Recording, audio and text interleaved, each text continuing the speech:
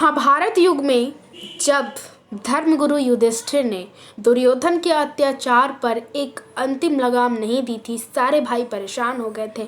लेकिन युधिष्ठिर को अपना धर्म ही प्यारा था और वो अपने भाई को कोई क्षति, उनसे युद्ध नहीं करना चाहते थे। तब भगवान कृष्ण ने उन्हें एक सुझाव दिया था कि क्षमा उसी के भुजंग में शोभती है जिसके पास ताकत हो, जिसके पास उसको लड़ने का प्रबल हो, उसके पास नहीं जो कमज़ोर है, तुच्छ है और जिसकी सोच ही छोटी है। ये तो द्वापर युग की महाभारत की बात हो गई, लेकिन आजकल महाभारत सबसे ज़्यादा लोगों के मन में खेला जाता है और उससे भी ज़्यादा सोशल मीडिया पर प्रचलित है महाभारत। खैर, सोशल मीडिया के महाभारत का जिक्र किसी और दिन। आज की जो कविता है वो इस बात पे डिपेंडेड है कि हम एक लिमिट तक किसी के अत्याचार को सहते हैं, लेकिन जब वो लिमिट ज़्यादा हो जाए तो इंसान को एक्शन लेना बहुत ही ज़्यादा ज़रूरी है, इसके पहले कि सामने वाला आपको कमज़ोर समझे। कमज़ोर इंसान कभी माफ़ नहीं करता।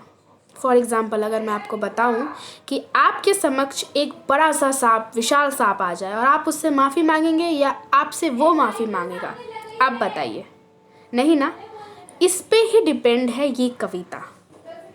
जब एक हद तक सुयोधन यानी युधिष्ठिर कृष्ण की बात को समझते हैं, ये जानते हैं कि अब युद्ध सच में बहुत ही ज़्यादा आवश्यक है, तो वो युद्ध करते हैं। इसलिए मैं आपसे विनती करती हूँ कि किसी के भी अत्याचार को एक हद तक समझिए। अगर वो इंसान आपकी अच्छाई का फ़ायदा उठा रहा है तो आप अच्छे मत बनिए, क्योंकि अच्छा होना बहुत अच्छा है, मगर किसी का पायदान होना बहुत ही गलत है। वैसे भी हम हर किसी के लिए तो अच्छे हो नहीं सकते, ये मेरी लॉजिक है कि मैं हर किसी के लिए अच्छे नहीं हो सकती, और अगर ये आप सोचेंगे तो कभी आप निराश नहीं होंगे। आज कविता इसी पर डिपेंड है कि हम किसी के अत्याचार को कब तक सहें। यहाँ बात बड़े छोटे की बिल्कुल नहीं है, यहाँ बात है इस बात की कि भगवान कृष्ण ने जब सुयोधन को ये बताया था, सुयोधन से मेरा तात्पर्य है युधिष्ठिर, तो भगवान की वो लाइन जो भगवान ने कहा। नमस्कार, आपका स्वागत है मेरे चैनल निकितास आर्ट एंड पोइट्री में। कभी ऐसा होता है ना, जब हम अपनी शक्ति दूसरों को नहीं दिखाते हैं, जब दूसरों के अत्याचारों को हम चुपचाप बर्दाश्त कर लेते हैं, ये सोच के कि वो इंसान खुद एक समय पे जाके रुक जाएगा, पर वो अपनी सारी हदें पार करता है। ऐसा मुझे पता है हर किसी की ज़िंदगी में होता है।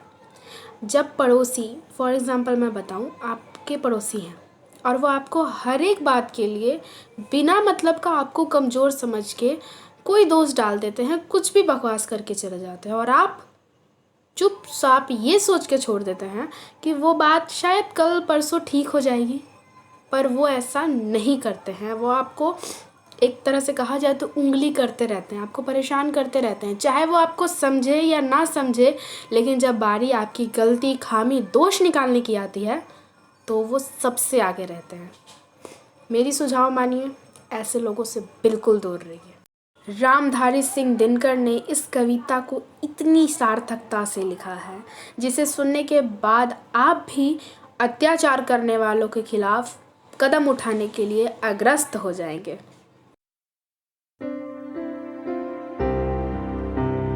क्षमा, दया, तप, त्याग, मनोबल, सबका लिया सहारा, पर नर विघ्न सुयोधन तुमसे, कहो कहाँ कब हारा। क्षमाशील हो रिपु क्षमत, तुम हुए विनय जितना ही, दुष्ट कौरव ने तुमको कायर समझा उतना ही। अत्याचार सहन करने का कुफल यही होता है, पौरुष का आतंक मनुज को मल होकर खोता है। क्षमा शोभती उस भुजंग जिसके पास करल हो, उसको नहीं जो दंतहीन विष रहित विनित सरल हो। 3 दिवस तक पंथ मांगते रघुपति सिंधु किनारे, बैठते पढ़ते रहे छंद अनुयायी के प्यारे प्यारे। उत्तर में जब नाद भी उठा नहीं सागर से, उठी अधीर धधक पौरुष की, आग शाम के सर से। सिंधु देह धर त्राहि त्राहि, करता आ गिरी शरण को, चरण पूजे दास्ता ग्रहण की, बांधा मूढ़े बंधन में। सच पूछो तो शर में ही बसती है दीप्ति विनय की, संधि वचन संपूज्य उसी का, जिसमें शक्ति विजय की। शासनहीन क्षमा दया को, तब भी पूजता जग है, बल का दर्पण चमकता उसके पीछे जब जब जगमग है। बल का दर्पण चमकता उसे पीछे जब जब जगमग है।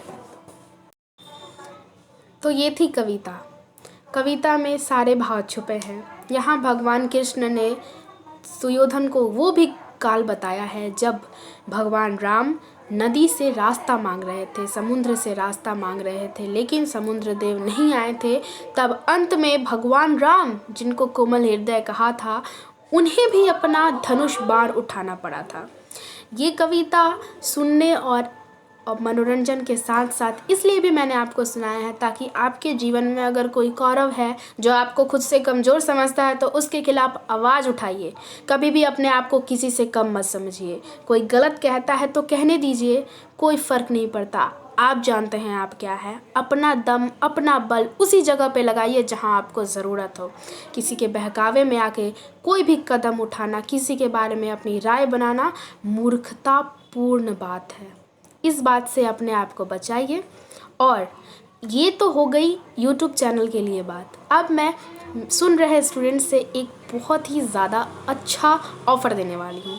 वो है ये कि अगर ये कविता आपके सिलेबस में है, आप कॉलेज स्टूडेंट है या 12th के या किसी भी क्लास के, आप मुझे कमेंट बॉक्स में बताइए।